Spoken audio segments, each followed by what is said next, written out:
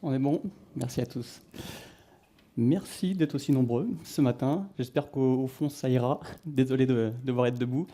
Donc aujourd'hui, j'ai le plaisir d'inaugurer la catégorie triangle du Salon de la Data qui s'intéresse plus à la partie communication. Donc ça sera un peu la surface. On a commencé la première présentation avec les plateformes data, la transformation de données et toutes les initiatives qui sont nécessaires en fait pour avoir une fondation data qui soit exploitable. Aujourd'hui, donc, pour cette présentation, on va s'intéresser à la visualisation et donc la communication, et en particulier aux nouveaux usages qui émergent des nouvelles technologies et d'un contexte qui est en mouvement. Donc je me présente rapidement. Donc je suis Cédric, j'ai rejoint Capitaine Train il y a 4 ans déjà. Capitaine Train qui a évolué pour devenir Trendline. Trendline aujourd'hui, c'est le premier distributeur indépendant de billets de train. Et notre but est assez simple, c'est de proposer à tous un moyen simple sur Internet de réserver son billet de train. Donc du coup, notre positionnement est assez original dans le sens où on a des partenariats avec les principaux transporteurs nationaux qui font rouler des trains, proprement parler, et nous, on distribue leurs billets. Donc véritablement, notre démarche, c'est une démarche data à la base, dans le sens où on se connecte à des inventaires qui ont énormément de billets, et ensuite, on essaie de vous proposer le billet qui vous correspond le mieux sur une application qui se veut la plus simple possible. Donc, en temps réel, au quotidien, c'est beaucoup de flux de données qui est notre problématique à nous. C'était donc déjà de vous proposer le meilleur service, mais pour ça, on a des très bons développeurs et des très bons ingénieurs pour créer ce service-là. Mais il y avait aussi une problématique de comprendre notre métier. Et en interne, on va faire un petit réglage. Hop.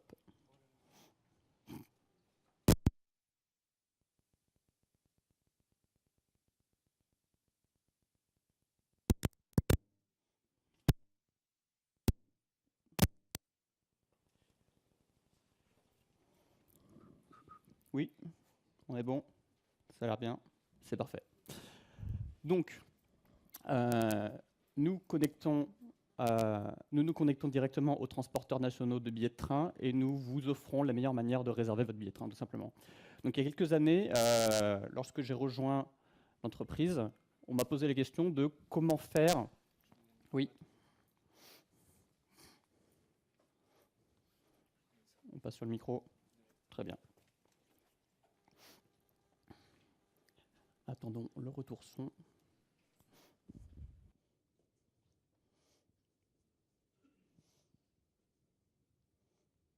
On est bon?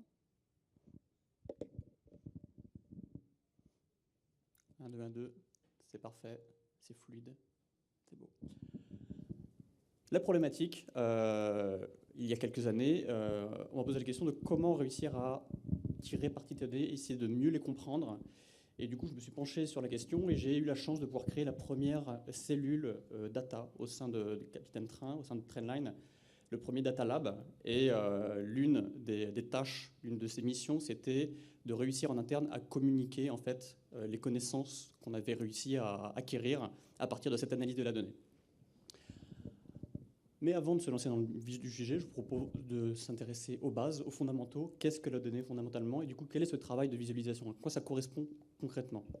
Déjà, en termes de contexte, aujourd'hui, il y a quelque chose de particulièrement intéressant, c'est que ça coûte de moins en moins cher de pouvoir stocker la donnée, qui est quand même un prérequis pour pouvoir l'analyser. Donc, grâce à l'évolution des plateformes dans le nuage, il est possible de tirer parti des services tiers pour pouvoir stocker la donnée, mais même en interne, il y a de plus en plus de solutions qui permettent de les stocker. Et en parallèle, il y a l'émergence des technologies web qui, eux, apportent des solutions pour la visualiser. Et donc c'est ça, en fait, le contexte intéressant en ce moment. C'est dans quelle mesure on peut tirer parti de ces nouveautés pour répondre à des nouvelles questions. La donnée. La donnée, on a l'impression que c'est quelque chose de statique, qui sont stockés dans des bases, mais en fait, c'est plutôt quelque chose en mouvement. Et moi, je l'aperçois comme ça, comme un flux permanent d'informations. Et nous, à travers notre usage des services, quels qu'ils soient, en fait, on génère de la donnée. Et c'est pour ça que la nécessité, ensuite, pour les entreprises, c'est de savoir quelles données capturer et comment en tirer parti. Donc, la donnée, concrètement, si on veut juste s'intéresser à la partie atomique de la donnée, le point de données, ça peut être tout simple. Ça peut être, par exemple, un prix. Ça peut être un timestamp, donc une donnée temporelle. ça peut être une catégorie, ça peut être une position. Et en général, l'élément atonique, ce n'est pas tellement un point de données, c'est plus une ligne qui correspond à un objet. Donc là, par exemple, nous avons un achat d'un t-shirt à une date donnée en France et un prix. Ça, c'est un élément qui va se retrouver via ce flux de données stocké quelque part dans une base de données. Évidemment, il n'est pas tout seul, dans la mesure où il y a beaucoup d'événements. Et donc, nous arrivons à un tableau qui se remplit au fur et à mesure. Et à partir du moment où on met le système en marche, on voit arriver ce flux de données qui devient croissant. Et ça devient de plus en plus compliqué, justement, à en tirer parti, à l'analyser. On a envie de simplifier les choses. On peut embaucher une personne qui va être responsable d'analyser ces informations, mais dans tous les cas, il y a une nécessité ensuite de communiquer l'information, communiquer en fait cette analyse. La question, c'est comment faire.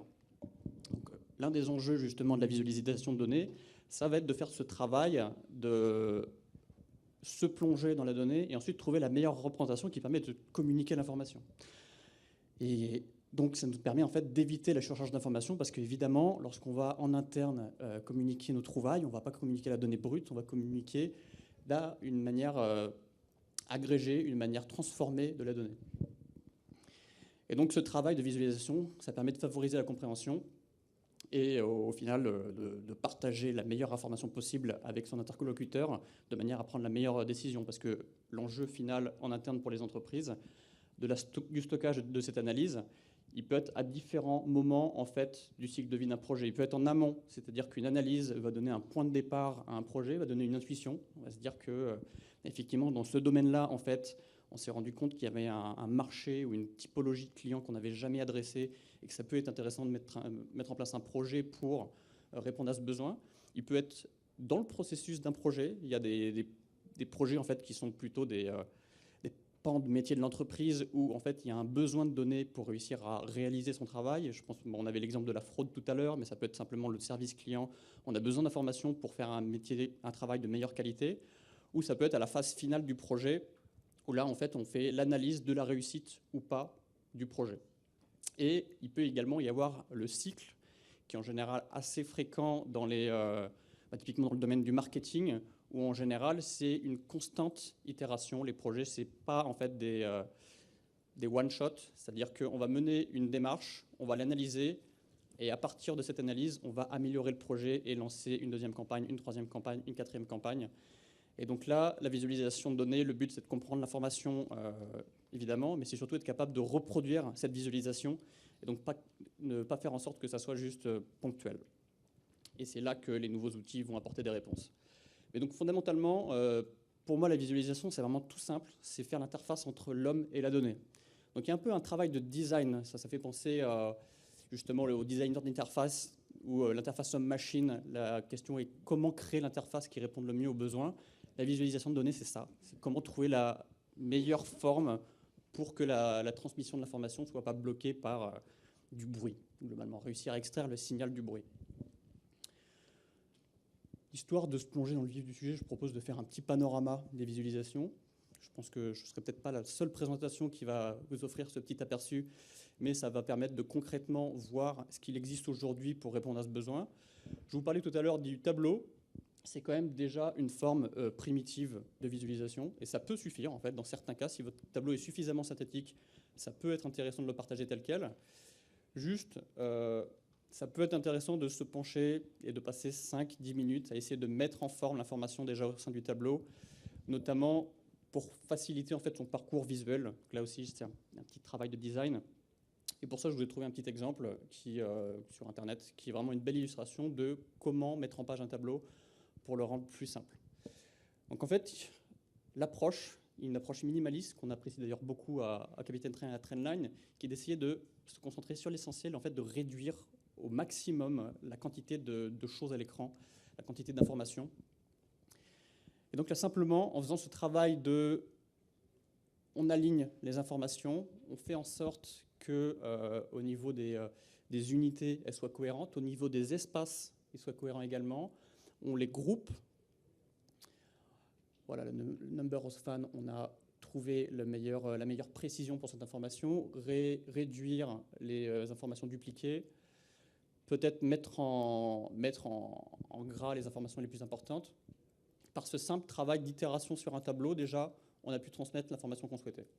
Donc ça, c'est quelque chose où il n'y a pas forcément besoin d'un nouvel outil pour réussir à faire ça. C'est ça qui est pratique, c'est on peut simplement sortir Excel et faire ce petit travail, le partager, et là, on aurait réussi à transmettre la meilleure information. Mais dans les véritables visualisations, il y a celles qu'on connaisse, les plus classiques, qui sont accessibles dans la majorité des outils. Donc le diagramme en bâton. Ce que j'essaie de faire sur ces slides, c'est de vous partager la version française des graphes. Et c'était particulièrement compliqué parce que certains n'existent pas en français simplement. Donc le diagramme en bâton ou diagramme en barre, très classique, très efficace, qui est en général utilisé pour représenter des données temporelles. Donc nous avons en abscisse le temps, en ordonnée la valeur que l'on souhaite représenter, et qui est en général utilisé pour présenter des données cumulatives, dans le sens où ici nous avons différentes catégories et nous affichons le total d'une catégorie précise. Le diagramme en ligne, ce qui est intéressant, c'est justement dans la manière dont on dessine la ligne, on peut représenter une tendance, et ça permet de communiquer typiquement pour une croissance. Ça peut être intéressant visuellement de représenter ça. On peut également faire un jeu sur les lignes. Là, typiquement, ce graphe-là en particulier, il y avait une donnée de référence et une donnée mesurée. Donc c'était un A/B testing pour être concret. Et du coup, on peut faire un jeu de style qui met en valeur une donnée par rapport à l'autre. Bon, c'est essentiellement esthétique. Le diagramme en zone, qui est essentiellement une ligne remplie, si ce n'est que c'est purement cumulatif. Donc là, il n'est pas recommandé d'utiliser un diagramme en zone non cumulative parce qu'en fait, les zones vont se superposer et en fait, ça devient plus une œuvre d'art qu'une visualisation de données. Et le diagramme en ligne lui-même a donné naissance assez récemment à de nouveaux petits diagrammes dont là, le seul but est de présenter la tendance, pas forcément les données brutes, parce que quand même le but de ce graphe, c'est de pouvoir avoir les informations, avoir les données, donc pouvoir savoir quelle est la valeur exacte de chacun des points. Ici, ce n'est pas forcément le but. Le but de la Sparkline, c'est de montrer la tendance. Donc en fait, le Sparkline, qui est d'ailleurs disponible dans Excel depuis quelques versions, ça peut se loger dans un tout petit espace et ça permet juste de visualiser une petite tendance d'un point de données à un moment précis. Et le slope, qui est également une évolution du diagramme en ligne, en général, il n'y a que 2 points de référence, donc 2 éléments de temps, et là ça permet juste de voir la tendance d'un moment à un autre. Donc c'est la version minimale du diagramme en ligne que l'on retrouve de plus en plus dans les infographies, car beaucoup de designers de l'information aiment bien utiliser les toutes dernières visualisations disponibles pour un maximum d'impact. Et évidemment, on peut toujours leur rajouter des ornements graphiques dans le sens si on souhaite faire une communication, mais là ça peut suffire.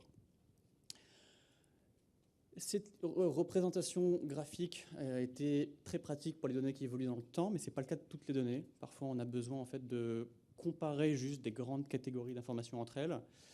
Donc les données ordonnées, pour avoir des ordres de grandeur. Et l'un des classiques en France, nous avons bien le diagramme en camembert, ou le pie chart en anglais.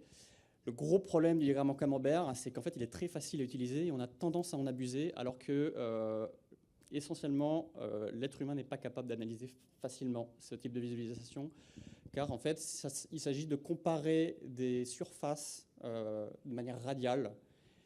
Et en fait, l'œil et le cerveau n'ont vraiment pas été pensés pour. Et du coup, il y a de plus en plus de designers et d'infographistes qui essayent de prouver que cette visualisation peut être mauvaise. Et notamment, le meilleur exemple, ici, il aurait été très difficile de se rendre compte que en fait, la part du rouge par rapport au marron avait une telle différence, là où un graphe plus classique exprime très facilement en fait, la même information. Donc là, moi, ce que je conseillerais plutôt, c'est que si vous avez des données ordonnées et vous voulez comparer juste les dimensions, utilisez plutôt juste des bâtons ordonnés, simplement, qui existent dans la plupart des logiciels de visualisation. Et ça permet de très bien se rendre compte des volumes. Parmi les visualisations un peu plus rares et en général plus appliquées à des domaines précis, la distribution de données. Donc, typiquement avec l'histogramme. Ici aussi, il y a une notion de répartition entre différents ensembles. En général, l'histogramme il s'exprime en fréquence. Et donc, ça permet assez facilement de se rendre compte. Typiquement, ici, c'est une statistique sur la hauteur. Donc, ça permet de se rendre compte que cette catégorie en particulier est la plus importante. là où les autres sont en deçà. Et comme c'est en fréquence, il faut faire le petit calcul. Il ne faut pas penser en valeur absolue, il faut vraiment plus faire le petit calcul de celle-ci représente 2 fois plus que cette petite catégorie-là. La boîte à moustaches est en général utilisée pour comparer des ensembles avec l'intérêt, c'est de pouvoir en fait voir l'écart type et de se rendre compte de la dispersion au sein d'un ensemble de données. Donc typiquement, nous on s'en sert pour l'A/B testing. En fait, on va mesurer à une métrique donnée et la question est de savoir laquelle des deux variations d'une interface a le plus fort taux de conversion, typiquement. Et le problème, c'est qu'en fait, sur les données qu'on observe, il y a beaucoup en fait, de points de données différents. Et potentiellement, la moyenne être une information qui est contre-intuitive, qui peut donner la mauvaise information, parce qu'il peut potentiellement avoir des données qui s'éloignent de la moyenne et qui du coup la font pencher du mauvais côté. Donc là, l'avantage de la boîte à moustaches permet de voir la répartition des données, et là, on se rend compte qu'il y a une médiane qui est similaire à cet ensemble-là, mais au final, la répartition des données est telle que prendre potentiellement une décision différente, dans le sens où ce n'est pas le même résultat. Et la pyramide de population, qui est au final essentiellement utilisée pour représenter les pyramides de population.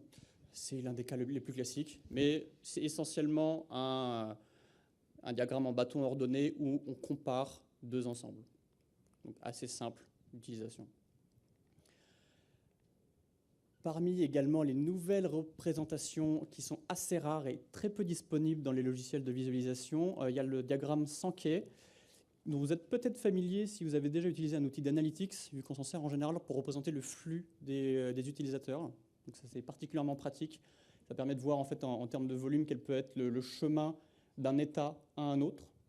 Donc là, en l'occurrence, c'était une visualisation de l'immigration par rapport au pays d'origine. C'est assez particulier, mais en suivant globalement le chemin, on peut se rendre compte justement de cette évolution des différents états, qui peut se représenter aussi de manière assez simple en termes de données. On peut se dire que c'est assez compliqué de générer ce type de schéma. Mais en fait, ce qui est intéressant, c'est que la racine de la plupart de ces visualisations, un tableau peut suffire à représenter ça. Mais on va voir par la suite comment passer justement de la donnée brute à la visualisation. Donc le diagramme de Sankey et le diagramme en cascade qui est notamment utilisé dans les navigateurs Internet pour représenter le flux de chargement des pages. Donc il y a aussi cette notion temporelle d'un point A à un point B avec plusieurs événements et on peut observer la cascade justement de ces événements. Les données spatiales, il y a une vraie explosion en ce moment des représentations spatiales, principalement grâce à l'évolution des technologies, à l'évolution des offres. Il y a d'ailleurs sur ce salon des gens spécialisés dans les données cartographiques. Moi, c'est un domaine qui m'intéresse particulier parce que ça fait beaucoup de sens vis-à-vis de notre métier à Trendline, qui est donc de faire voyager des gens. Et en fait, on a de plus en plus une problématique de comprendre justement ce flux de personnes. Et pour ça, la représentation géographique via des cartographies a du sens, car en fait, tout simplement, le comportement des gens déjà dépend de leur zone géographique, dépend des moyens de communication, dépend des infrastructures. Et donc, il y a déjà une première couche d'information sur une carte. En fait, en travaillant avec les cartes, je me suis rendu compte que même sans visualiser, on avait déjà de l'information sur la carte. Et donc, il faut choisir quel type d'information choisir. Typiquement, pour celle-là, le choix avait été fait de ne pas afficher les routes, mais de garder uniquement les réseaux ferroviaires. Et ensuite, le simple travail, c'est comment afficher des données sur une carte. Donc là, c'est une représentation la plus simple d'afficher des points, mais bon, ça peut être utile si vous avez juste des points affichés sur une carte, mais en général, on a plus envie de percevoir des tendances. Donc pour cela, la carte chloropète peut être intéressante dans la mesure où elle permet par zone de pouvoir comparer de la donnée. Donc typiquement, ici, c'était la population simplement par département. Donc grâce à une échelle de couleurs, on peut avoir visuellement très facilement l'information des zones les plus chargées en population, ou la carte de chaleur, où celle-là est un peu plus évoluée dans le sens où les zones ne sont pas prédéfinies par avance et en fait évoluent par rapport à la donnée. Et au final, on se rend compte qu'on est très familier avec ce type de visualisation, vu que ça existe depuis longtemps, notamment dans le domaine de la météo, et qui est également utile dans plein d'autres domaines où vous voulez en fait visualiser une donnée que vous ne connaissez pas forcément. Ça peut être très intéressant de faire appel à ça. C'est un peu une visualisation intelligente, hein, dans le sens où avant que vous lanciez le processus de génération de la visualisation, vous n'avez aucune idée de ce qui va apparaître. Pour notre cas d'usage, à nous en particulier du transport de passagers, la carte de flux est très importante. Donc ça fait penser au diagramme en Sankey ou en diagramme en cascade d'un état à un autre. Donc nous, en général, ça peut être l'origine-destination. Là, ça demande déjà des technologies de visualisation un peu plus avancées parce que ça devient assez difficile de créer une carte origine-destination qui soit lisible, dans la mesure où il peut y avoir beaucoup d'informations, beaucoup de flux. Donc là, tout dépend de la technologie que vous utilisez, mais c'est assez difficile de garder une information lisible. Là, je pense qu'il y a eu un travail de retouche manuel de cette visualisation pour garder ces deux grandes catégories de flux. Et je n'ai pas pu m'empêcher de vous partager également cette visualisation qui, en gros, s'attache aux infrastructures de transport. Et concrètement, là, c'est une carte générative qui a été générée côté serveur, donc à partir d'énormément de données, et sont intéressés à comment aller à partir d'un point A, dans quelles étaient les infrastructures qu'ils pouvaient utiliser. Et en gros, tisser une espèce de cartographie du réseau, comme si on le parcourait à la main. Donc là, ça demande déjà des capacités techniques assez avancées pour pouvoir générer ça. Mais potentiellement, si votre donnée est une topologie, si vous avez besoin de savoir quel peut être le parcours d'un point A à l'ensemble des autres points, ça peut être un type de visualisation. Donc là, c'est un graphe de réseau, principalement. C'était un petit tour d'horizon des différents types de visualisation. Ce qui est intéressant en fait aujourd'hui, c'est qu'il y a une démocratisation de ces visualisations. Ces technologies qui étaient réservées à des développeurs en fait, qui nécessitaient donc une capacité d'intégration, ensuite une capacité de connexion aux plateformes data. Aujourd'hui, il y a des solutions unifiées qui permettent de répondre à ces deux besoins. Et ces solutions, c'est les outils de visualisation. Je ne vais pas vous faire une liste exhaustive, mais j'en ai... Lorsque je me suis penché sur le problème à Capitaine Train il y a quelques années, j'ai pu faire un tour d'horizon des différentes solutions. Nous, notre problématique, dans la mesure où on était une petite structure à l'époque, c'était qu'on avait des coûts assez réduits, on n'avait pas forcément envie d'investir un gros budget sur les solutions destinées aux professionnels qui permettaient de faire principalement du reporting. On voulait une solution assez générique qui permette juste de concrètement jouer avec la donnée, explorer, apprendre à la connaître.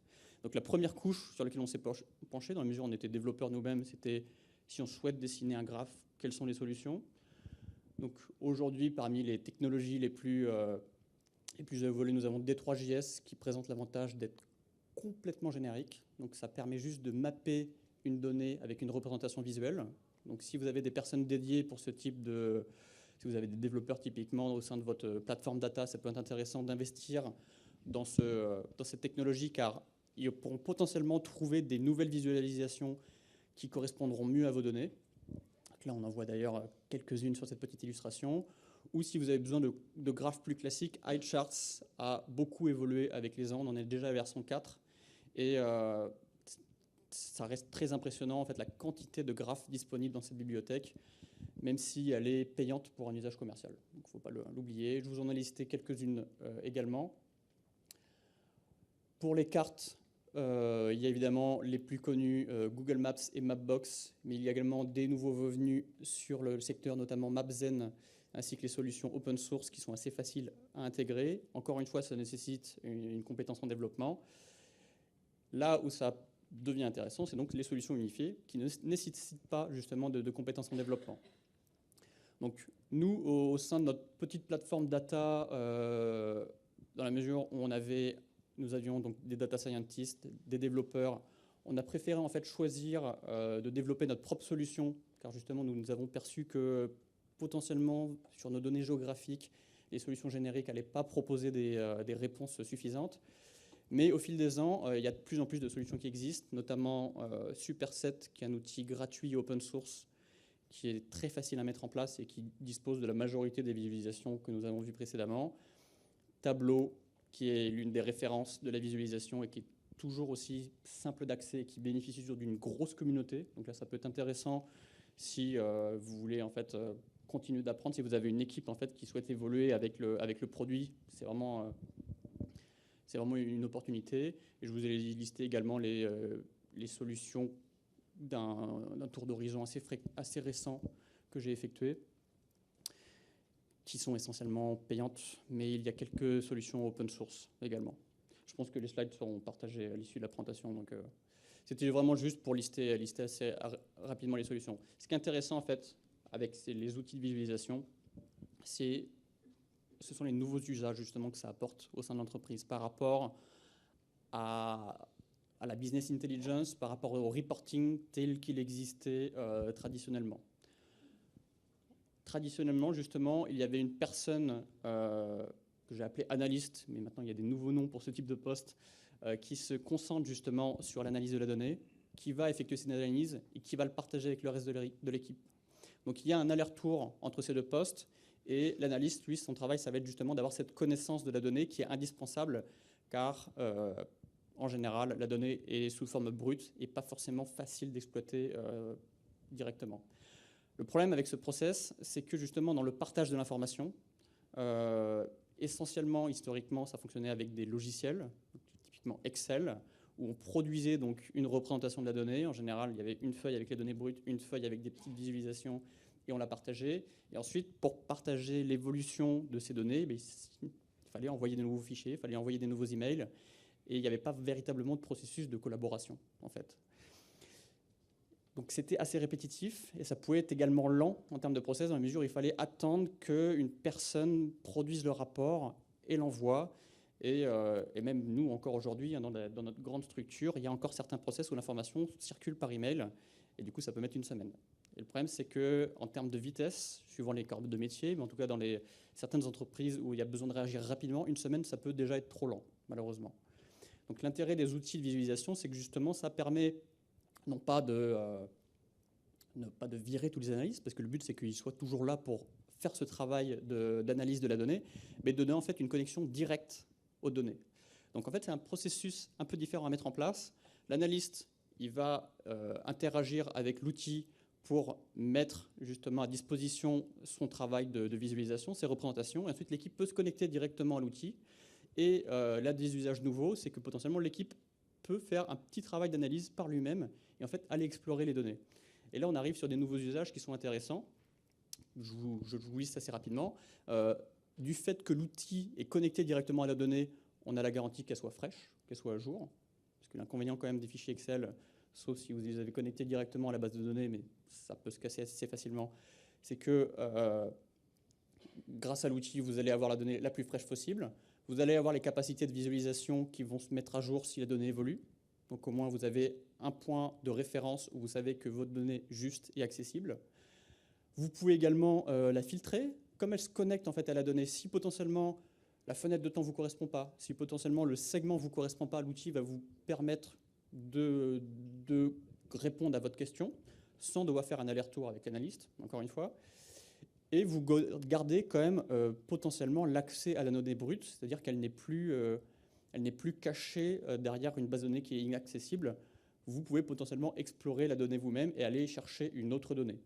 Donc nous, en fait, on s'est rendu compte déjà que ça offrait des possibilités en fait, qu'on n'avait pas imaginées de prime abord. Le fait d'avoir un outil qui soit une solution web, donc qui puisse être accessible avec une simple adresse, tout le monde puisse accéder à la donnée par elle-même et créer leurs propres analyses.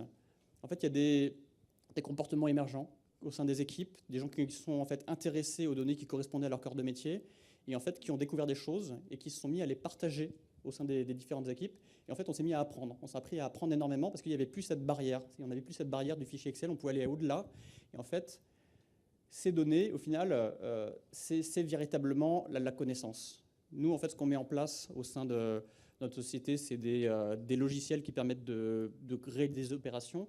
Mais en fait, véritablement, la connaissance, c'est dans ces opérations à proprement parler. Donc, on se penchant dessus, on a découvert des usages, on a découvert potentiellement des nouveaux marchés, on a découvert justement des informations qui nous permettent de mieux faire notre métier. Et ensuite, l'outil nous a simplifié la communication en interne.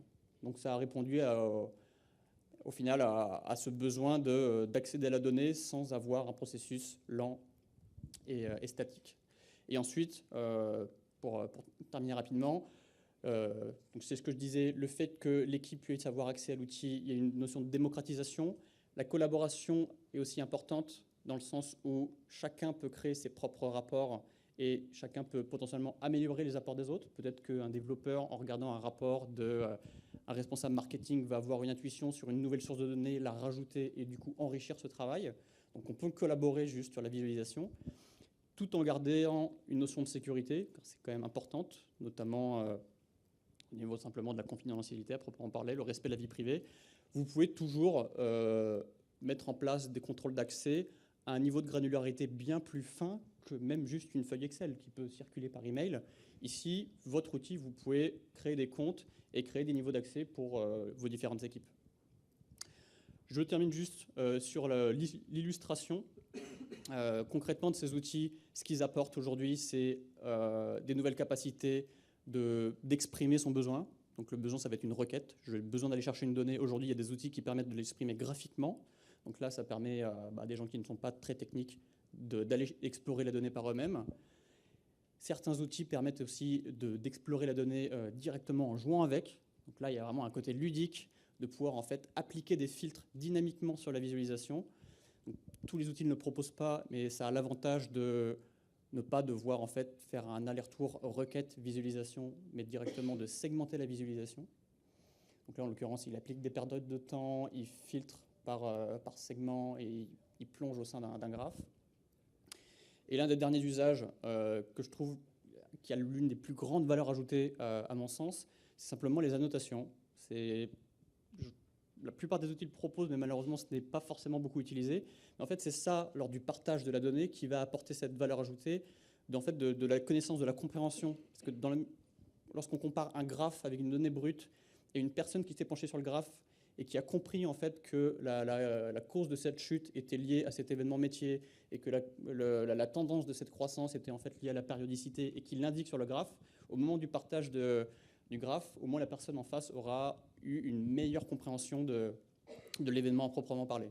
Donc il faut tirer parti de ces annotations et ne pas hésiter, si jamais vous avez juste Paint sous la main, sortir Paint entouré en rouge, au moins vous aurez contribué à un meilleur partage d'informations.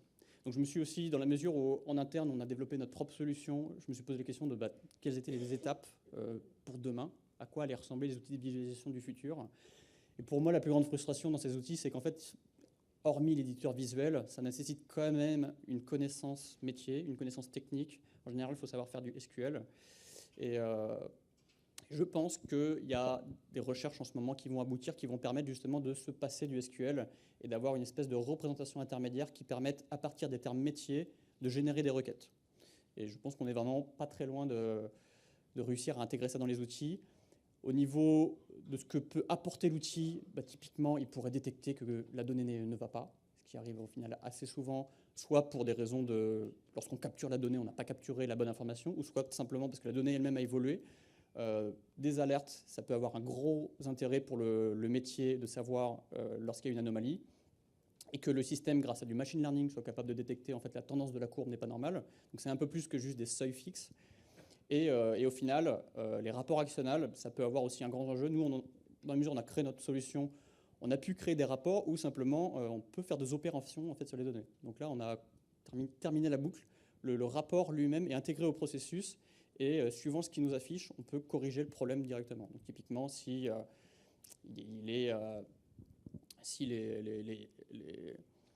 le processus commence à s'emballer, on peut arrêter certains logiciels. S'il y a une opération en fait, à effectuer pour résoudre un souci, le rapport peut pointer directement sur l'information. Ça peut faire gagner du temps. Du coup, pour conclure, les outils de visualisation, lorsqu'ils sont mis en place et partagés au sein de l'entreprise, il y a vraiment cet usage nouveau que je trouve personnellement passionnant de donner la capacité aux gens d'accéder à la donnée par eux-mêmes et en fait de les laisser créer leurs outils de travail globalement, les laisser en fait comprendre la donnée, la partager avec des membres de l'équipe et potentiellement d'autres équipes et au final avoir des intuitions ensemble, mieux comprendre la donnée pour au final faire mieux notre métier et être de plus en plus engagé dans ce que l'on aime, en l'occurrence la vente de billets de train ou potentiellement ce que vous voulez. Merci à vous. Je vous souhaite une bonne fin de journée.